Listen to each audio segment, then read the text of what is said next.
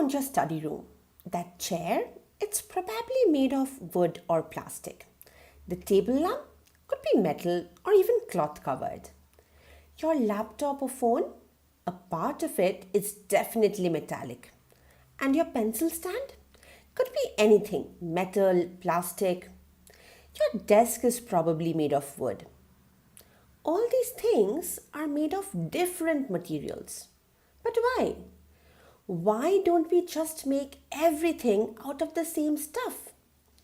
Why not make pencils out of iron? I mean, you could, but wouldn't it be too heavy to write with it?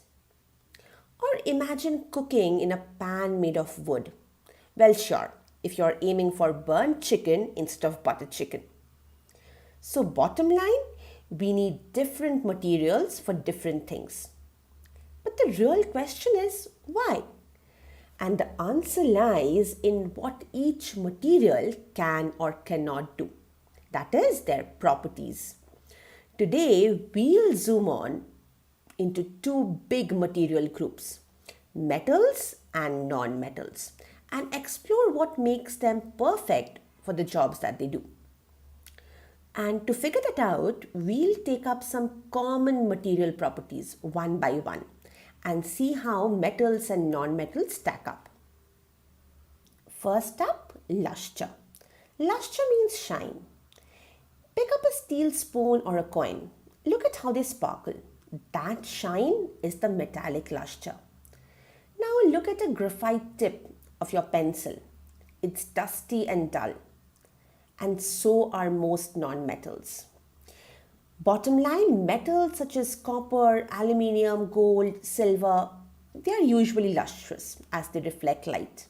And non-metals such as sulfur and coal tend to be dull and dusty as they don't reflect light. And that's why we make jewelry out of gold and not charcoal. Next, let's talk about malleability. Malleability is a property that allows materials to be flattened without breaking. Turns out metals are malleable, and that's why you can make aluminium foils out of aluminium. We can also have silver and gold foils. Ever seen those shiny sweets with slivers of silver? That's real silver, by the way, beaten into super thin foils. But take something like coal or sulfur. A gentle tap with a hammer is enough to shatter them into pieces. And this happens because unlike metals, non-metals are brittle. Moving on, let's talk about ductility. Ductility is the property that helps materials stretch into something long and thin, like a wire or a chain.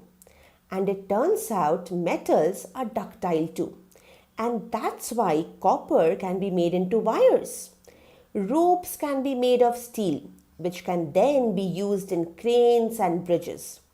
And gold and silver can be made into chains. And here's another cool fact. 1 gram of gold can be stretched into a chain that's 2 kilometers long. Imagine wearing that as a necklace. You would need a second person just to hold the other end.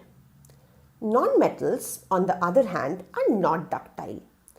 Try making wires out of coal.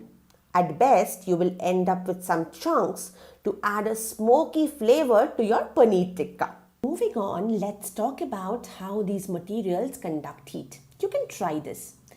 Place a metal spoon and a wooden spoon into hot water. A minute later, you can touch both the handles. The metal spoon, it's hot. But the wooden spoon, it's still cold. That's because metals conduct heat. They let heat travel through them quickly. Wood, on the other hand, does not let heat pass. And this is why cookwares have metal at the bottom. This helps the food heat up and get cooked quickly. But the wooden handle or the plastic handle prevents us from getting hurt as we touch these cookwares. So all in all, metals are good conductors of heat, whereas wood or plastic, they are poor conductors of heat. Finally, let's look into how these materials conduct electricity. Remember how we had said copper can be made into wires because it's ductile? Wait, there's another reason too. It's because copper can conduct electricity. Metals like copper and aluminium let electricity flow through them, and hence they are good conductors of electricity.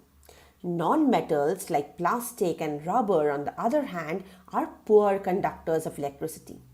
That's why wires, although made of copper, are covered in plastic. This prevents us from getting an electric shock even if we touch an electric wire accidentally. So, all in all, metals are good conductors of electricity while non-metals are poor conductors. Now that we have learned about how different properties look on metals and non-metals, it's time for a quick summary. Metals are lustrous, they're malleable, ductile, sonorous, and good conductors of heat and electricity. Non-metals, on the other hand, they are dull, brittle, non-ductile, non-sonorous, and poor conductors of heat and electricity.